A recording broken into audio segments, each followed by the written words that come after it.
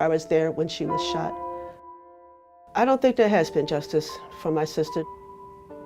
She was shot and killed by the police because she was mentally ill. My name's Jennifer Danner. Deborah Danner was my sister. And on October 18th, there were 4 policemen there already. The EMS people were there. They had coaxed her out of her bedroom. And then Sergeant Barry arrived with his driver. And 5 minutes after he arrived, she was shot. Now, none of the other 4 officers that were already there had pulled their guns. And I think what happened was when she picked up the bat and he saw her, he panicked and he shot her. Because the police officers all still tell contradicting stories. The police officers are not trained properly to deal with EDPs, which is emotionally disturbed person. The majority of their calls are EDPs, but yet you don't hear of them shooting them. My sister got shot. Deborah Danner is her name. Deborah Danner is her name. Deborah Danner! And she's no longer here. Any time that a senior citizen who is mentally ill can be killed in her nightgown and there be no legal ramifications, something is wrong with that system. I did not have that much interaction with Black Lives Matter until the trial started. Hawk Newsome is an awesome person.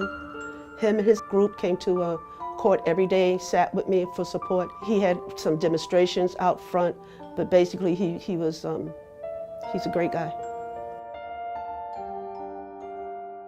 A study maybe 1 or 2 years ago stated that 1 in every 4 people shot by the police are mentally ill. This is a serious problem. There were maybe 7 to 10 people who were killed by the police that were mentally ill in the last 2 years in New York City alone. We represent 4 of those families. And what we do is we raise awareness. A perfect example of the government's inactivity to address the concerns of the mentally ill in regards to the Black Lives Matter movement is New York City. They promised a training of all officers who encounter mentally ill people in 2015. In 2017, only 13% of those officers was trained. This is extremely problematic. We went to City Hall and demanded to know where this training is. Black Lives Matter New York is really focused on strategic activism.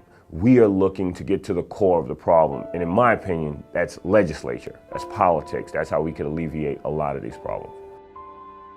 They need to have more training. They need to have more accountability. Every time they graduate, a new group of cops coming out, even some of the older ones, they all need proper training with dealing with EDPs. I want people to know that my sister was highly intelligent. She was just caught into a real disability that she could not break out of.